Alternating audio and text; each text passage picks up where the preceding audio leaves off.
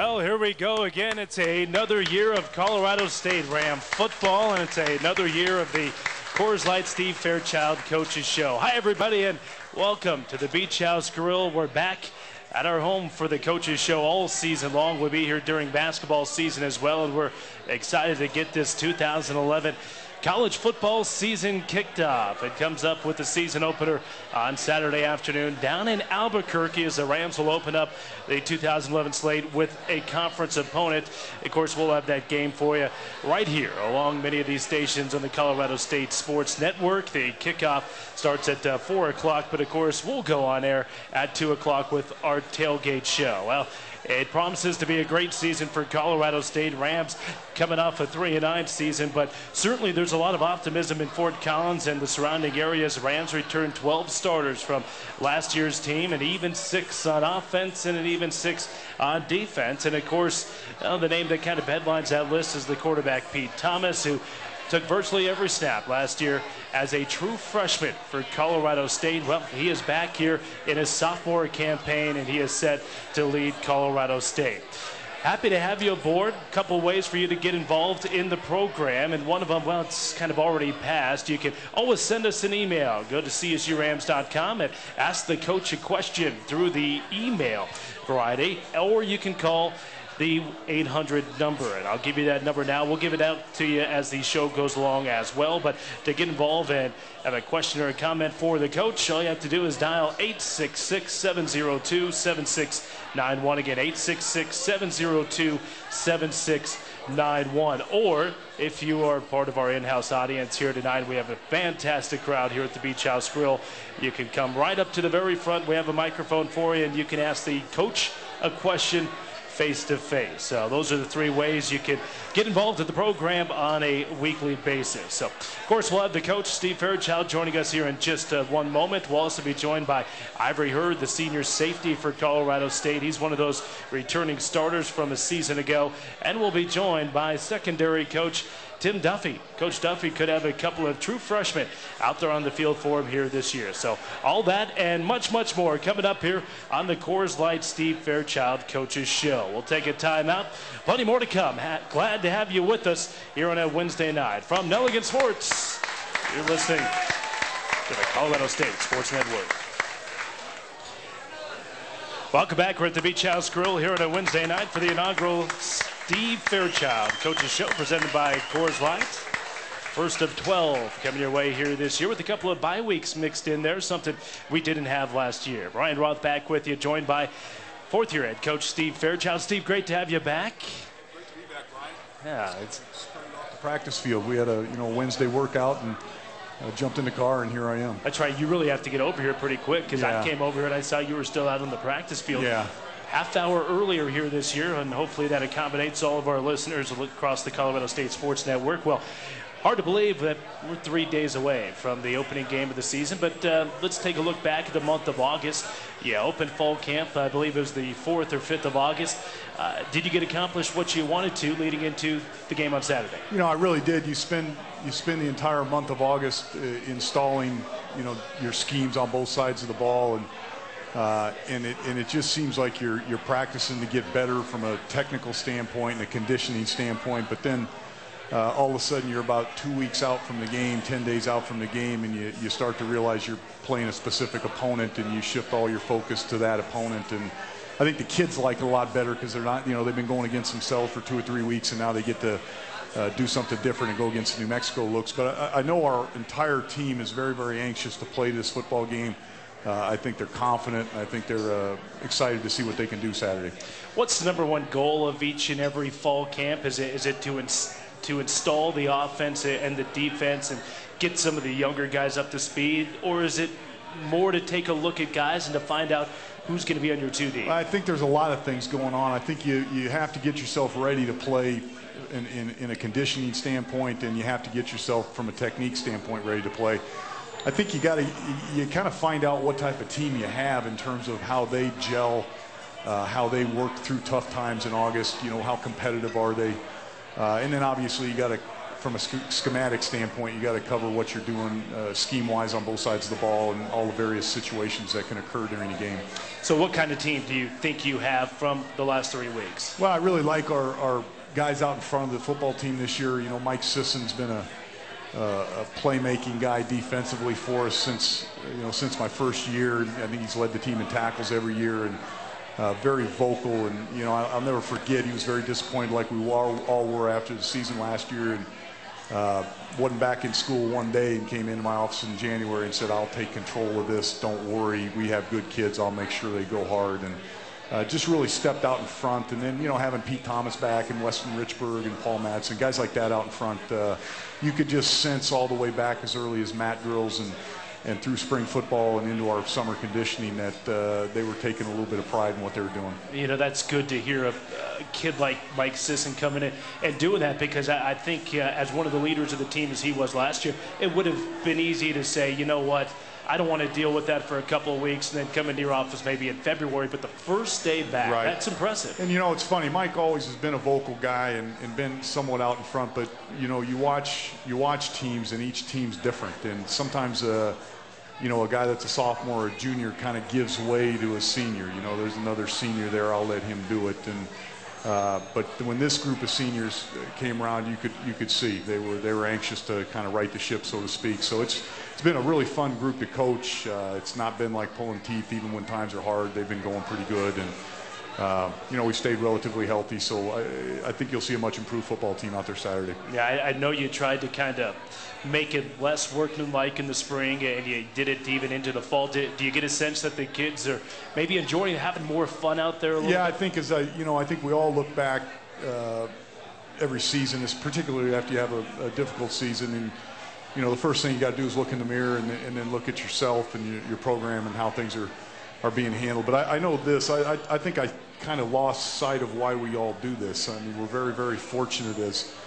coaches and players to be involved in this great game. I mean, I'm very lucky to do this for a living, and the reason we do it is it's exciting and fun. And when you take the fun out of it, and I might have done that a little bit, grinding to kind of get somewhere down the road, that you know, I think we lost sight of that a little bit. But we have had a fun. We've got our work done, but we've enjoyed ourselves, and I think the kids are bouncing around pretty good. And like I said, we're just anxious to get out there Saturday. Is last year talked much at all, or has it been here this fall, or is it something that you kind of put in the rearview mirror and just look forward, or did you address last year? Well, I think we talk about a lot of years. You know, there's things that you learn, good and bad, from every year, and sometimes, you know, you look back to 08 and you start talking about, you know, Gartrell's passion and his approach to the game and so forth, or you know, fast start in 09, but then not following up and not closing out games. So you know, we always talk about each season and, you know, where we can improve and what we can do differently. But each team is different. You know, we've got a lot of guys back. We've got a lot of experience back. But how they gel, how they come together, and how important it is to them to play for each other remains to be seen. But I've got a very good feeling about this team. All right, we'll have more with the coach, Steve Fairchild, here. But first, just a reminder, it's not too late to purchase football season tickets. Great crowd out here. Len Carpenter leading the charge up here in the front. Don't forget, you can purchase football season tickets. Reserve your seat for every Ram home football game, sideline season tickets. That includes that Rocky Mountain Showdown versus CU at no additional charge. Home opener coming up September 10th, against UNC. Call 1-800-491-RAMS or visit csurams.com and get your tickets now. All right, Len, here we go. Lead it again. We'll take a timeout. Back here for the Beach House Grill in just a moment from Nelligan Sports and the Colorado State Sports Network. Joe, welcome back, everybody. Ford is a proud sponsor of Ram football. Go to thinkfordnow.com and then visit your local Ford store and drive one. 1-866-702-7691, the telephone number to jump on board. Again, 866-702-7691. And we'll go to the phone lines for the first time of the season. And who else? It's Daryl from Knoxville. Daryl, how are you, man? All right, we'll try to get Daryl hooked up. Daryl from Knoxville, Daryl Blair, of course, former writer for the Colorado, and always calls us up. Figured we'd get a call from him. I was anticipating that driving over here. You know, I had a chance to see Daryl a couple summers ago at the event in Chicago, and very nice guy, and obviously a good Ram fan. All right, well, I'll tell you what. Let's go to our email questions. Ask the coach, and this one from Eric in Fort Collins. And he says, talk about the two Fort Collins Lambkins that are on the team, Tanner Hedstrom and Matt Yem. Of course, Tanner a long snapper and Matt a wide receiver for you. Tanner is walked on as a long snapper. He's earned the job. We've put him on scholarship. He'll be our long snapper now for the rest of his career. Did a nice job and really a great member of our football team, and kids like him, and couldn't be more pleased. And it's just a success story because, like you say, a local kid that we didn't offer a scholarship to, but believed in his heart he could play Division I football, and he was right. So that's we're looking for a big year from him. And then Matt Yem, you just can't say enough things about Matt Yem. He's a very, very good receiver for us. We ask him to learn all 4 spots, fills in across the board if we need somebody, and again, just a high quality individual, great family, and is going to have his best year, I'm sure, this year for us. You're getting back to Hedstrom, it's great to have him because you lost a darn good long snapper in Scott Albrecht. Yeah, Scott, I thought might have been our best pro prospect last year, and I believe he's down with the Texans in preseason, or so far, I guess, and we'll see. But I wouldn't be surprised if even if he doesn't make it with the Texans, that he ends up with a career in the NFL because he's very, very talented. All right, let's see if we can get our technology back together here and try the phone line scan. Daryl, you with us? I'm with you. Hi, Daryl. Hi, guys. How are you? I'm doing great. How are you doing? Oh, I'm doing well. I have a question about the defense. You flopped now you're flopping the defensive line, and you went to a boundary and a field corner. I'm just wondering what those changes are supposed to do from a player personnel standpoint, what you're hoping to get out of the guys making that change. Well, first of all, a lot of people that, are just casual fans would not really catch that we're doing that. But you're correct. We are taking our corners and we're putting one into the short side of the field, calling him a boundary corner, and one to the field, a wide side corner. I guess what we're expecting to get is the boundary corner gets a lot more run action. He's a lot more involved in the run game. He's closer to the ball. He also has a better opportunity to be involved in a blitz package because he's closer to the line of scrimmage. And obviously that's where we put Elijah Blue Smith, and the attributes he had at safety are going to suit us well there. The field corner, you're looking for more of a guy out on an island, more of a cover guy, and Momo Thomas, he has great speed and has adapted well to that. Now, obviously, the ball's in the middle of the field, and they both got to do both. But, again, we're looking for more of a run stopper, more of a press corner, more of a pressure type of guy in the boundary, and more of a one-on-one cover guy to the field. Okay. Well, thanks for explaining that. Good luck. Can't wait. All right. Thanks, Daryl. Appreciate the phone call, Daryl, 1-866-702-7691. And I want to go through some of the positions for you.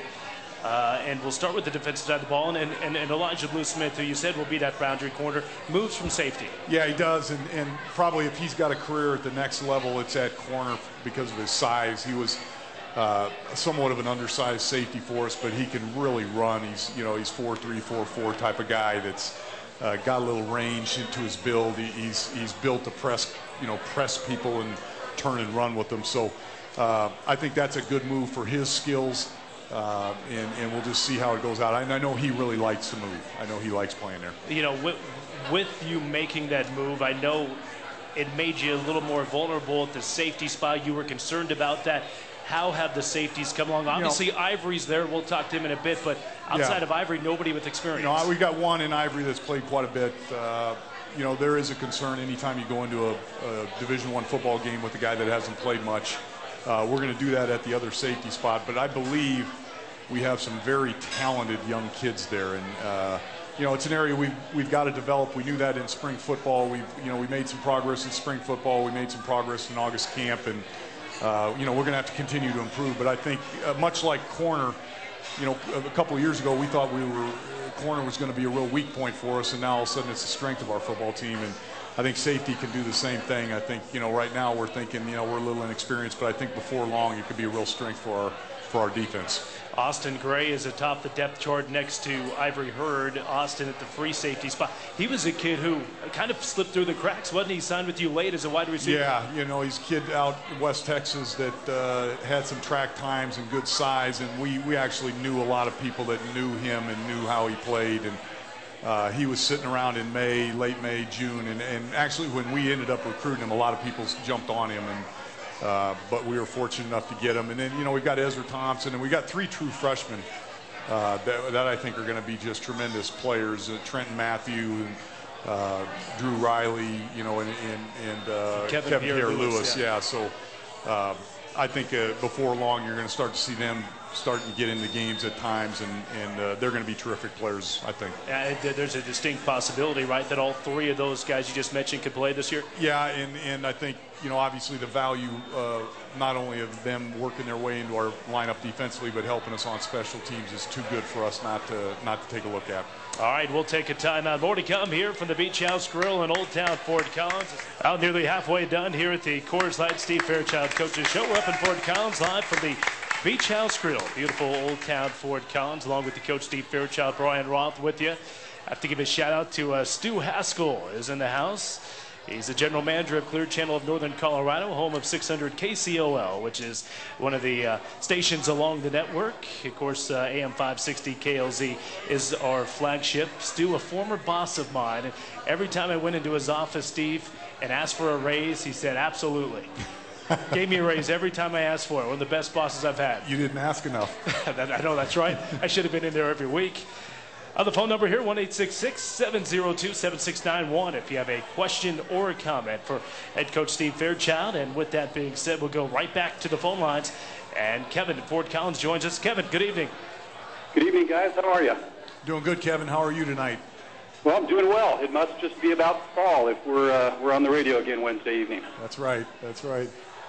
Hey, Steve, I was curious what your feeling was on having a conference game right out of the chute. Seems like it's been forever since we haven't played CU opening weekend, and prior to CU getting back on the schedule, there were a lot of other non-conference opponents typically in the beginning of September. But do you like getting New Mexico right away, or would you rather get a game or two first? Ideally, I think if I had my first choice, I like the CU game first. I just think that game generates throughout the whole month of August a lot of interest, from both fan bases and really the entire state. So I think if I could choose, I'd like to play the CU game first and spend the whole month of August, like I said, with that type of publicity. But having said that, typically you do have some non-conference games, and hopefully if you're scheduling right, you have some at home prior to your opener.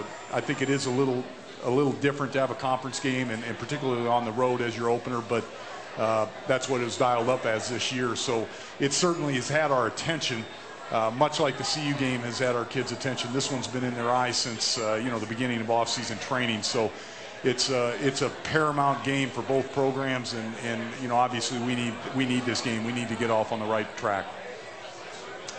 All right, Kevin, appreciate the phone call. And Steve, let's get into Mexico a little bit. It's a Lobo team that you guys beat handily here in Fort Collins, but it's a Lobo team that beat you in Albuquerque 2 years ago. They figure to be improved. I know Mike Loxley thinks it's his most talented team in 3 years there. What have you seen from them, and how much of the tape can you look at from last year, because they have changed their defensive scheme? Yeah, defensively particularly, we've had to research and do some other avenues to kind of prepare for this game.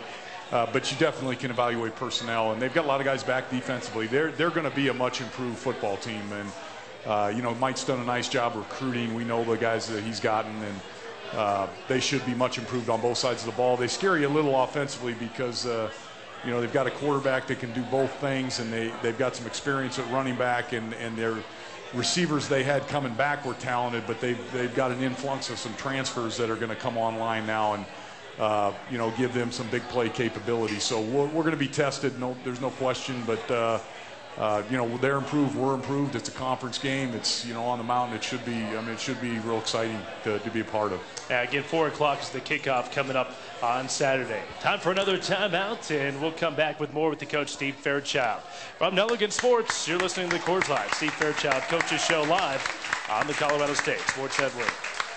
Back here at the Beach House Grill in Old Town Fort Collins, it's the inaugural show of the Steve Fairchild Coaches Show. As we talk Ram football here with you, Brian Roth back with you along with Coach Fairchild. We'll be joined here in a couple of minutes by safety Ivory Hurd, and a couple minutes after that by secondary coach Tim Duffy. But we'll talk about New Mexico in a little bit here, but I wanted to talk about Pete Thomas because one of the prevailing storylines coming from spring football into the fall is the fact that you have your returning quarterback back for the first time in your 10-year year, and it's a kid who took virtually every snap for you last year.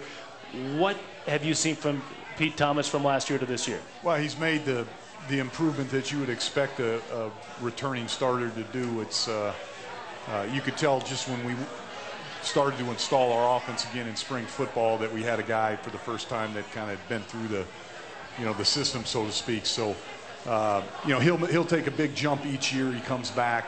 He should be much improved. I think he's got a tremendous skill set. I think being being good is very important to him, and I'd be surprised if he just doesn't have a tremendous year for us. I asked Pete last week, I asked him what was the one area that you have improved on most, and he said it was progressing through his reads. Yeah, because he can process, you see things and you process things faster, and sometimes it's easy on a chalkboard to say go there, and then there's your third as a check down. But when the bullets are flying and guys are around you, and you're trying to do it in a matter of 3 seconds or so. It's those little nuances about safeties, rotation, and their alignment and stances, and how secondaries adjust the front structures and so forth. You can just gather some information and move faster, and you can see he's doing that. And like I said, he'll improve every year. He'll improve every year we have him. With that being said, do you add more to the playbook for him? It allows us to, maybe expand in some areas where we couldn't last year. He was just trying to keep his head above water last year. But we did play him because I thought he gave us our best option to win. But now in terms of third down and red zone and some of those things, we can expand a little bit where we didn't even try to last year. Also, we can allow him to do some things at the line of scrimmage, maybe to get us out of a bad place, do some package type things at the line that he probably wasn't ready for last year. So, and that will grow as he grows, but he's a tremendous player, and we're fortunate to have him. I know you thought you gave up way too many sacks last year, and of course that's on Pete, that's on the offensive line, some of that's on the receivers as well. But you talk about that offensive line. You have 4 of the 5 starters back. Yeah, we got four guys that started back. I like our depth coming up through. We've got some guys I think that can, like that line in 08 and 09. I think we've got some guys that will play at the next level, at least get looked at. And it starts with the center, and Weston's a redshirt sophomore, but was a freshman All-American center and tremendous talent. He kind of leads that group, and Paul Matson's a senior that was an all-conference player. He's coming back and was voted a team captain. Joe Caparillo, I think, is a tremendous talent at the other tackle spot, and maybe is, from a pro prospect, maybe the best one of the bunch. So, and we've got some other guys that have played quite a bit, and some good young talent coming up through. So, I think before it's all said and done, it's going to be a very, very good line for us. All right, Steve, we'll give you a break here as we go to our break. Steve's going to take a couple segments off. We'll be joined by Ivory Hurd coming up next. Well, we're at the Beach House Grill. We'll take a timeout. This is the Coors Light Steve Fairchild Coaches Show on the Colorado State Sports Network.